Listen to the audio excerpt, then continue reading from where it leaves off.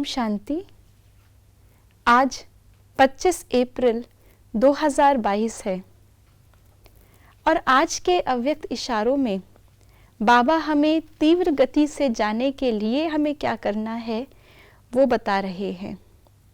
और इसका बहुत ही गहरा संबंध है निर्माणता के गुण के साथ। तीव्र गति से जाना और निर्माणता, इन दोनों के बीच में क्या कड़ी है, आइए जानते हैं आज के बाबा के अव्यक्त इशारों से। जितना ही गुणों रूपी फल स्वरूप बनो, उतना ही निर्माण बनो। निर्माण स्थिति द्वारा हर गुण को प्रत्यक्ष करो, तब कहेंगे धर्म सत्ता वाली महान आत्मा। अगर निर्माण नहीं, मान की इच्छा है तो बोझ हो जाएगा। बोझ वाला सदा रुकेगा, तीव्र नहीं जा सकता। इसलिए अगर कोई भी बोझ अनुभव होता है तो समझो निर्माण नहीं है।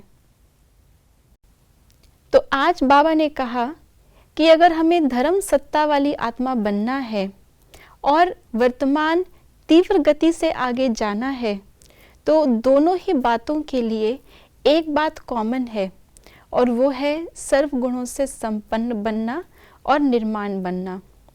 इन सभी बातों का आपस में बहुत गहरा संबंध है। धर्म अर्थात हमारी धारणा। तो हम आत्माएं वर्तमान समय जो पुरुषार्थ करती हैं, उससे हम धर्म सत्ता और राज्य सत्ता दोनों को ही प्राप्त करते हैं।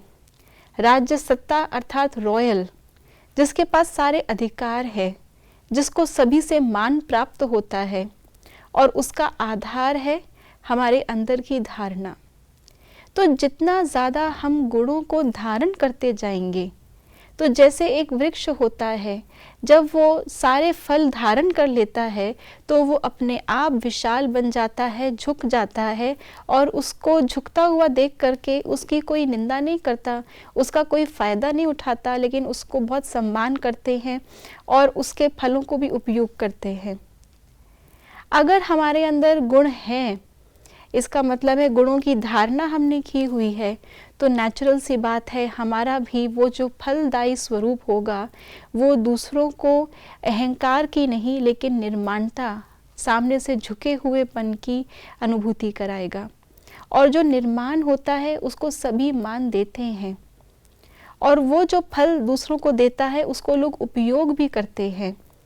अगर हमारे अंदर गुण है लेकिन कोई उपयोग ही ना करना चाहे, वो सेवा में ही ना लगा पाए, क्यों? क्योंकि अहंकार है, तो वो फल किसी काम के नहीं, वो गुण किसी काम के नहीं।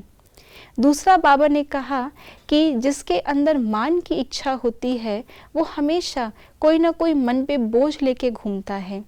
उसके सारे काम संपन्न हो भी जाएं और उसको मान मिल भी रहा हो, तो भी उसकी इच्छा उसको प्राप्त हुए मान से बड़ी होने के कारण उसे हमेशा अंदर से खालीपन और हमेशा मन के ऊपर अप्राप्ति का बोझ रहता है। और जाहिर सी बात है, जिसके ऊपर बोझ होगा वो चलने में भी तकलीफ़ करेगा, वो दौड़ भी नहीं सकता, वो उड़ भी नहीं सकता। तो अभी समय है उड़ती कला का, अर्थात सर्व प्रकार के बोझों से मुक्त होने का। तो केवल कर्म के बोझ नहीं, लेकिन इच्छाओं के बोझ को भी आज हम चेक करेंगे और इस मान की इच्छा के बोझ से मुक्त बनकर, अर्थात गुण मूर्त, धर्म सत्ता मूर्त, निर्माण बनकर आगे बढ़ते चलेंगे। ओम शांति।